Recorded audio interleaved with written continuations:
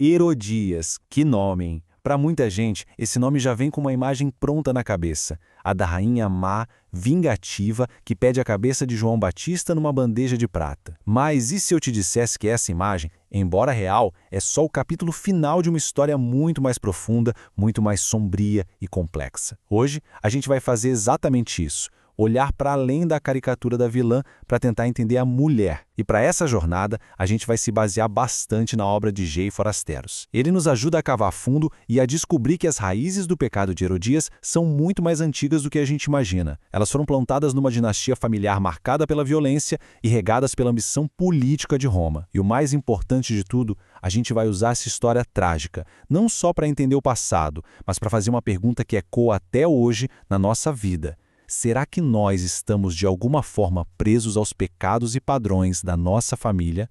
Ou será que existe uma maneira, um caminho para quebrar esse ciclo? Vamos juntos desvendar essa história e as lições que ela tem para nós.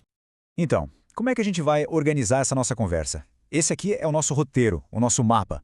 A gente começa pela cena do crime, lá no calabouço, no confronto direto entre Herodes e João Batista. Depois, a gente vai fazer uma viagem no tempo, investigando as raízes familiares dela, o tal pomar envenenado e também a poderosa influência romana que a moldou. A partir daí, a gente mergulha no coração teológico da questão, tentando entender o que a Bíblia quer dizer com pecado geracional. E, finalmente, a gente vai descobrir a esperança. Como é possível, de fato, quebrar esses ciclos e começar a construir um legado totalmente novo, um legado de fé. Vamos lá. Bom, vamos começar então pela nossa primeira sessão. Para a gente entender o que leva uma pessoa a um ato tão extremo, o Forasteiros nos faz um convite bem ousado. Ele nos convida a imaginar a cena. Imagina Herodias, a rainha, descendo as escadas frias e úmidas da masmorra para falar cara a cara com João Batista. E o que a gente encontra nesse primeiro diálogo imaginado por ele não é um monstro com sede de sangue, não ainda. O que a gente encontra é algo talvez até mais perigoso. Uma política fria, uma estrategista astuta. Ela não chega gritando, fazendo ameaças. Pelo contrário, ela chega com uma proposta, com uma oferta de negociação. Para ela, a pregação de João Batista não era, em primeiro lugar, uma questão de pecado contra Deus. Era uma questão de instabilidade política para o governo do seu marido. A gente consegue quase ouvir o cálculo frio nas palavras dela, não é? Ela não diz, arrependa-se do seu pecado. Ela diz, cale-se sobre o meu. Para Herodes, aquele casamento ilícito com o cunhado, Antipas, era um degrau essencial na escada do poder. E a denúncia pública de João era uma ameaça direta a esse poder. Era quase um ato de insurreição popular que precisava ser contido. E é exatamente aqui que o drama se estabelece. É o choque de dois universos, de duas realidades que não se conversam. De um lado você tem o poder terreno, pragmático, calculista de Herodes. Do outro, a verdade divina, inflexível, profética de João Batista. Ali, naquele calabouço, não havia um menor espaço para um acordo. Eram duas visões de mundo em rota de colisão. Ok, o plano A, a negociação política, não funcionou. João não cedeu. Qual é a cartada de Herodias agora? Ela joga a sua carta mais poderosa, a da mãe. Ela muda completamente o tom. Ela tenta se apresentar não como uma rainha ambiciosa, mas como uma leoa disposta a tudo para proteger a sua cria, a sua filha, Salomé. E na lógica distorcida dela, cada pecado, cada manobra política, cada casamento arranjado era um sacrifício necessário, um mal menor, para garantir um futuro seguro e estável para a filha. Ela genuinamente se via como uma protetora, usando as únicas ferramentas que ela conhecia, a intriga, o poder, a manipulação, para tentar dar paz a Salomé. Para Herodias, o pecado tinha se tornado, de certa forma, um ato de amor. Essa tabela aqui resume bem o beco sem saída em que eles estavam. É como se eles falassem idiomas completamente diferentes e impossíveis de traduzir. O foco de João Batista é a lei de Deus. Para ele, pecado é uma transgressão contra a santidade divina. Ponto. Já o foco de Herodes é o poder político. Para ela, a pregação de João não é um pecado a ser confessado, é um obstáculo estratégico a ser removido. E é por isso que quando a razão da política e a emoção da maternidade falham, a máscara de Herodes finalmente cai. E o que sobra é a ameaça nua e crua. A mulher que foi forjada no medo, na paranoia e na necessidade de controle absoluto, finalmente dá as caras. Mas de onde veio essa mulher? Para a gente entender a origem dessa crueldade, dessa mentalidade, a gente precisa cavar mais fundo. A gente precisa olhar para a história da família dela. E com isso, a gente entra na segunda parte da nossa análise. E que parte, hein? Para descrever a família de Herodias, Forasteiros usa uma imagem muito poderosa, que eu achei fantástica. Ele chama a família dela de um pomar envenenado. Pensa nisso. Para Herodias, a família, o lar, nunca foi um refúgio de segurança e amor. Foi um campo de batalha constante. Essa linha do tempo que a gente vê aqui é, na verdade, um mapa do trauma. Vamos tentar nos colocar no lugar dessa menina por um segundo. Imagina crescer ouvindo as histórias de que seu avô, o famoso rei Herodes, o Grande, num acesso de paranoia, mandou executar sua própria esposa, a sua avó. Imagina ter uns 7, 8 anos de idade e descobrir que o seu pai, um cara amado pelo povo, foi assassinado e o assassino foi o próprio pai dele, o seu avô. Que tipo de lição uma criança aprende crescendo num ambiente desses? A lição é brutal, mas é muito simples. O poder é a única coisa que te mantém vivo. Confiar em alguém é um convite para a morte. E a maior ameaça à sua vida pode muito bem vir de alguém que compartilha o seu próprio sangue. Portanto, quando a gente vê Herodias, já adulta, se divorciando do primeiro marido e se casando com o cunhado, Antipas, isso não é uma novela de romance proibido. Isso é xadrez de sobrevivência. É a aplicação da única regra que ela aprendeu desde o berço. Controle o seu destino, ou alguém vai controlar para você, e provavelmente isso não vai acabar bem.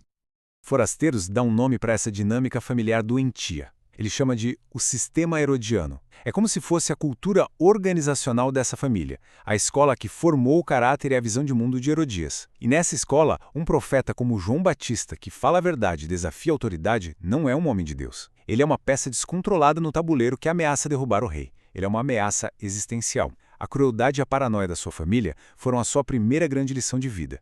Mas ela ainda teria uma segunda professora, uma mentora, talvez ainda mais poderosa. E agora a gente muda de cenário, vamos para Roma, porque essa é a terceira parte da nossa análise, a outra grande força que moldou quem Herodias se tornou. Ela não foi criada apenas na Judéia, ela passou anos cruciais da sua formação na Casa Imperial em Roma. E ela estava sob a tutela de ninguém menos que a mulher mais poderosa do mundo daquela época, Lívia Drusila, a esposa do imperador Augusto. E é fundamental a gente entender o choque cultural que isso representava. Na sociedade judaica daquele tempo, o lugar da mulher era primariamente doméstico, privado. Já em Roma, mulheres da elite, como a Lívia, exerciam um poder público, uma influência política e uma autonomia que seriam simplesmente inimagináveis para suas contemporâneas lá na Judéia. Lívia não era só a primeira-dama. Ela era uma conselheira de confiança do imperador. Ela tinha seu próprio dinheiro, suas próprias propriedades, era uma figura pública reverenciada e temida. Ela era uma jogadora política de primeira linha. E aqui vem um ponto-chave, a grande virada de chave para a jovem Herodias. Lívia usou o divórcio como uma arma política. Ela se divorciou do primeiro marido para se casar com Augusto e assim chegar ao topo do poder em Roma. Agora imagina a jovem Herodias, vinda de uma cultura onde isso era um escândalo impensável, vendo a sua mentora, a mulher mais poderosa do mundo, fazer exatamente isso. Ela não estava só observando, ela estava aprendendo, estava fazendo anotações. O divórcio dela, anos mais tarde, não foi apenas um escândalo judaico, foi uma jogada de manual de poder romano.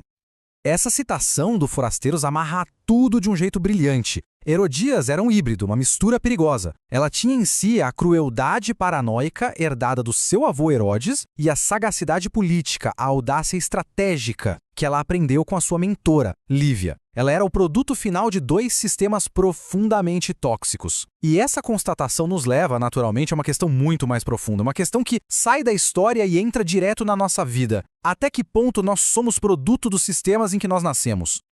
E com essa pergunta, a gente entra na nossa quarta sessão, que é, de fato, o coração teológico da nossa conversa de hoje. A história pessoal trágica de Herodias se conecta diretamente a um princípio bíblico muito profundo e muitas vezes mal compreendido. A vida dela é um estudo de caso perfeito do que a Bíblia, lá em Êxodo, capítulo 20, chama de pecado geracional, a iniquidade dos pais sendo visitada nos filhos. E eu sei, quando a gente ouve isso pela primeira vez, a nossa reação quase imediata é: ué, mas isso é justo? Porque uma pessoa deveria pagar pelos pecados que os pais ou os avós cometeram? E antes que a gente descarte essa ideia como algo primitivo ou injusto, vamos tentar olhar para ela por um outro ângulo. O teólogo Robert Barron nos oferece uma imagem muito poderosa para entender isso. Ele diz que o pecado geracional não é bem uma multa ou uma dívida que a gente herda. É mais como uma atmosfera venenosa na qual todos nós nascemos e somos forçados a respirar. Pensa comigo um pouco. Os pecados das gerações passadas, o racismo, a corrupção, a violência, a desonestidade, eles não simplesmente evaporam com o tempo. Eles se infiltram nas estruturas da sociedade, nas leis, na cultura e, principalmente, eles se infiltram nas nossas famílias. É como uma poluição invisível no ar. E quando você nasce e cresce respirando esse ar poluído, como foi o caso de Herodias, o veneno começa a aparecer normal. A traição não é vista como pecado, é vista como estratégia. A crueldade não é maldade, é autodefesa. O sistema te ensina a ver o mundo daquele jeito. Forasteiros usa uma analogia da vida real que ilustra isso perfeitamente. Ele chama de a síndrome da conversão de acampamento. Funciona assim. Um jovem vai para um retiro, tem uma experiência genuína e poderosa com Deus e decide mudar de vida. Mas aí ele volta para casa, para o mesmo ambiente familiar, para os mesmos amigos, para as mesmas pressões, e em questão de semanas, os velhos hábitos, as velhas atitudes retornam com força total. O sistema o puxa de volta. O pecado geracional age exatamente como esse sistema. Ele cria nas nossas famílias certos moldes, certos buracos quadrados, padrões de vício, de raiva, de fofoca, de mentira, de orgulho. E mesmo que Deus, em sua graça, nos transforme numa peça redonda, o sistema familiar continua nos empurrando com toda a força para dentro daquele velho formato quadrado. E aqui tem um ponto-chave para a gente entender.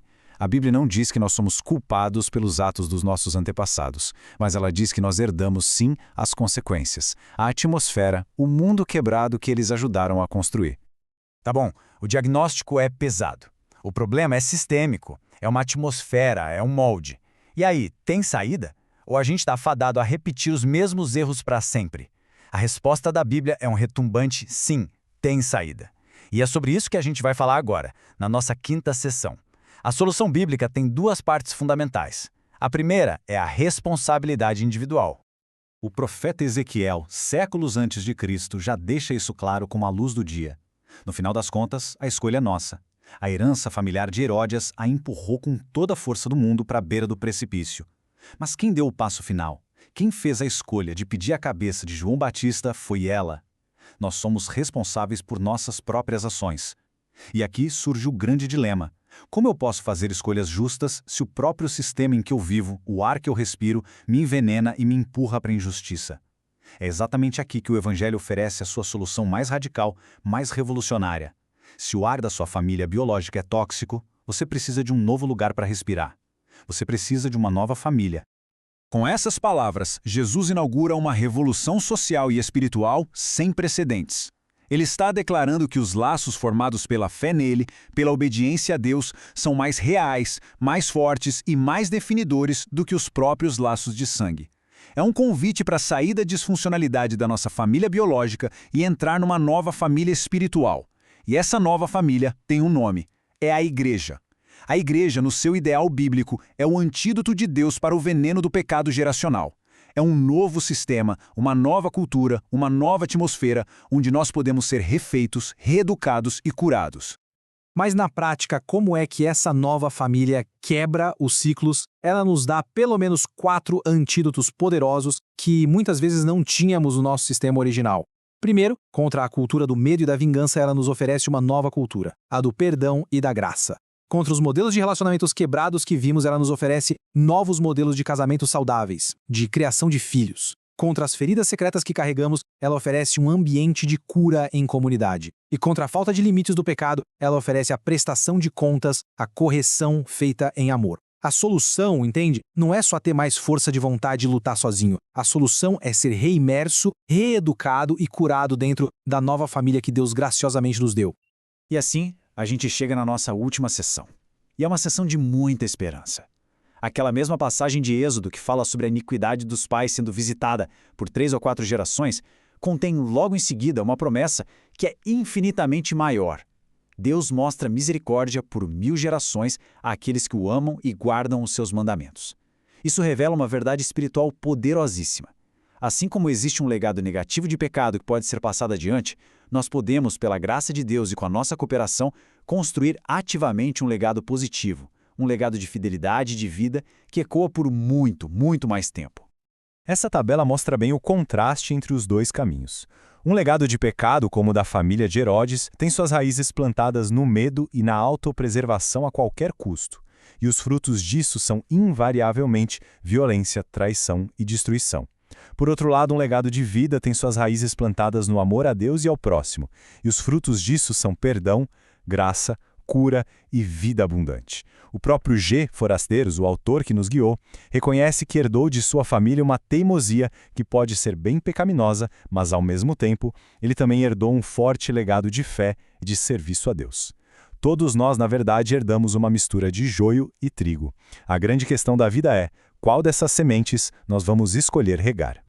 Então, como a gente faz isso na prática? Como a gente cultiva esse novo legado? O caminho é este, um processo contínuo. Primeiro, reconhecer honestamente os padrões quebrados que nós herdamos e nos arrependermos deles diante de Deus. Segundo, mergulhar na verdade da palavra de Deus para que ela reprograme a nossa mente e o nosso coração. Terceiro, viver ativamente na comunidade da fé, na igreja local, que nos cura, nos apoia e nos fortalece. E quarto, praticar as novas disciplinas espirituais que cultivam o fruto do Espírito em nós. Cada escolha que a gente faz hoje de perdoar em vez de guardar rancor, de ser honesto em vez de mentir, de amar em vez de ser egoísta, por menor que pareça, é um ato de rebelião contra o legado do passado. E é, ao mesmo tempo, a construção de um novo futuro.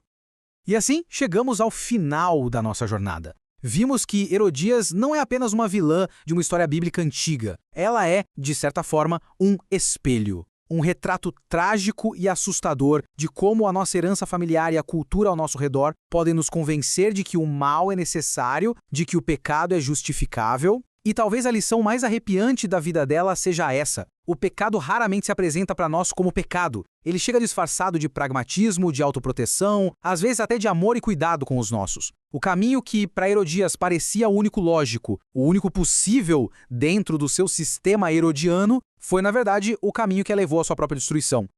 E isso tudo nos deixa com uma pergunta final, uma pergunta muito pessoal. Ninguém aqui escolheu a família em que nasceu, nem a atmosfera que respirou nos primeiros anos de vida. Mas a grande e gloriosa notícia do Evangelho é que o passado não tem a última palavra. Em Cristo, nós recebemos o poder de não sermos mais escravos da nossa própria história. Pelo poder do Espírito Santo que habita em cada um que crê, é possível sim tomar decisões hoje que quebram ciclos de décadas, de séculos. A história que nós vamos deixar para as próximas gerações não precisa ser uma mera repetição da que recebemos. Ela pode ser uma história de cura, de fidelidade, de graça. E a construção desse novo legado, ela começa hoje, com cada um de nós.